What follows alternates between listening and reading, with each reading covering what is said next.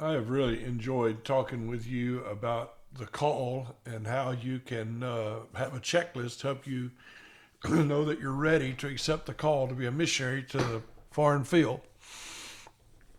So that brings me to a checklist of our financial life. So here's some things just 5 things I would like to challenge you with.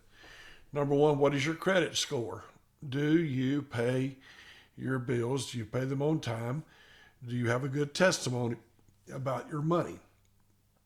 Number two, are you in debt? Um, Being a missionary is really not the way to pay off your debt. It might be a little bit different if it were school debt, but if you can't handle money, you need to be very careful. I've known people that I've had to deal with in the past that were in debt financially, and I got letters from their parents and other people and in-laws, and I mean, I don't know how y'all let them be a missionary. So I didn't even know about those things, and so it was shock to me to be called and challenged about that. But I think that you're going to want to know that you have your money under control. A third question I would ask you about your finances is, do you honor God with at least 10% of your income? If you're not a tither, I don't know why you feel like you should be allowed to live off the tithes and the missions gifts of other people. Why would you ask others to do what you are not willing to do yourself? And so I want to challenge you to be a tither. Then, if you learn to live with a budget, when you get to the mission field, you're going to be managing great sums of money that aren't yours. Special offerings that are coming in and things that are happening that would bless you and bless others and bless the ministry. And you need to be very careful to make sure that you handle that money correctly. Are you saving for retirement? Are you saving for retirement? You should have a savings account. You should be a giver, a tither, pay your bills, and you should be planning for retirement. I haven't added in here, but I would suggest, do you have health insurance? Do you have life insurance? Why should you become a burden to churches because of a lack of planning and preparation as a missionary?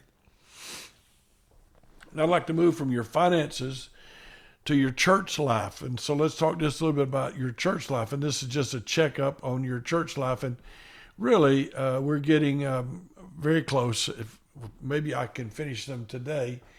But in your church life, I would like to ask you, are you faithful to your local church? All the regularly scheduled services. And anything special? If you don't like church enough to be going to church all the time and doors are open at your church, then what are you going to do starting other churches? What ministries do you take part in your church? You should be such a vital part of your church that your pastor is going to dread losing you. If you're not, maybe you're not ready to be a missionary. Can other people see the call of God on your life? Can they see, boy, God is doing something special? It's not just something he's doing on a flim. We see it. Do you take part in the evangelistic outreach of your church? Soul winning, visitation, whatever your church calls it, outreach. But are you out there witnessing and sharing your faith? Have you ever built a Sunday school class? Have you ever taken a class with nobody or very few and built it to a larger number? Because when you get to the mission field, that's what you're going to do. You're going to have experience in that.